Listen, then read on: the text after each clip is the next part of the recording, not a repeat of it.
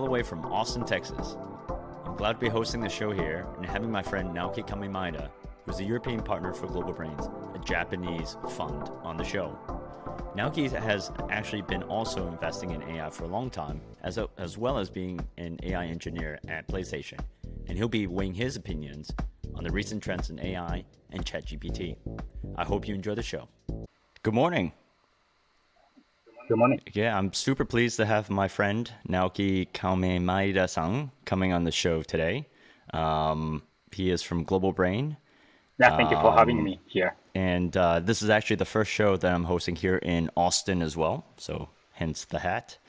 Naoki, can you tell us a 30-second intro about yourself?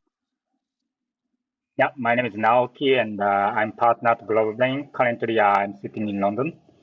Global Brain is one of the largest VCs in Japan, so we invest in almost all sectors. We are kind of a sector agnostic fund. So our fund was established in 1998, and since 2001, we started investing in startups globally. So we are headquartered in Tokyo, but we also have offices in Seoul, Korea, Singapore, Jakarta, Indonesia, San Francisco, Shanghai, Bangalore, and London. And about 4 years ago, we set up a London office to be more focused on this side of the world. And for that purpose, I moved from Tokyo to London. Then I'm heading our activities here.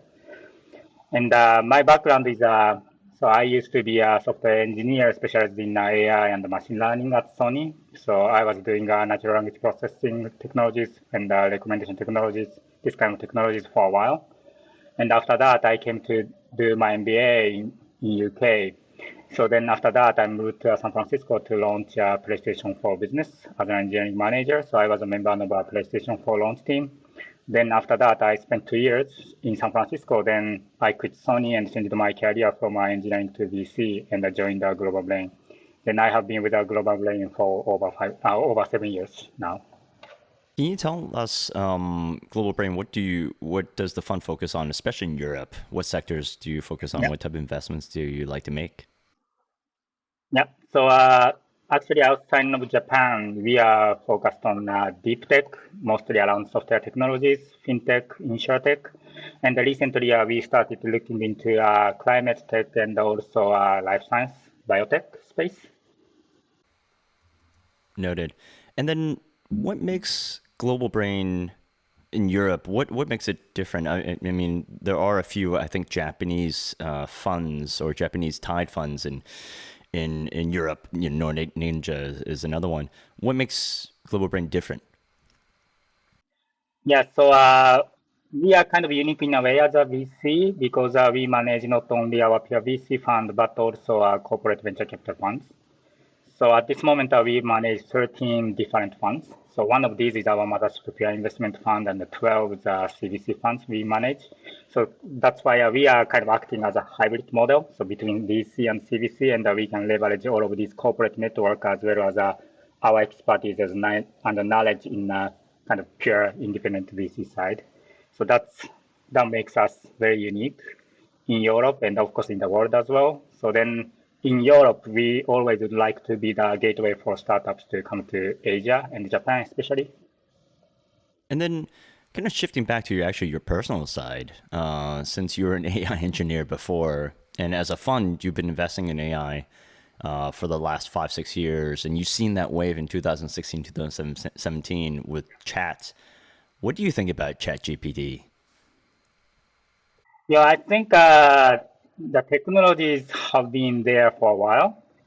So, but what they did very good for this time is I think they built very unique kind of application. So using current existing technologies in a massive scale. So that's a kind of another invention they did. So that's why now they are a massive hype. So yeah, very interesting. Do you think that, AI investing is back, or, and do you think that's like 2023? I know it's very hard to predict. And where do you see kind of the innovation headed to with AI? I think so. In the past maybe 2 or 3 years, AI hype was kind of ended, but now because of this ChatGPT thing, people kind of realized, oh, there are still huge potential in AI technologies with current existing technologies. Just the next kind of invention would be how we can combine these existing technologies to build a better applications and so on. So then now ChatGPT shows a tip of iceberg in this kind of thing. So that's why I think VCs will be willing to look at this sector again more deeply, I think. Interesting. Now, shifting back to the fund, and these are getting into the tough questions. What are, recently, tell us about a challenge with your fund. It can be a recent challenge or it can be a past challenge, but yeah, and how did you guys kind of overcome that challenge? Yeah, so the challenge we are having or we are forcing us to have is how we can expand as a fund globally. So we believe as kind of course, we would like to create global startups from Japan, but for that purpose, so we as a fund should become global first. So that's why we are expanding massively to other countries.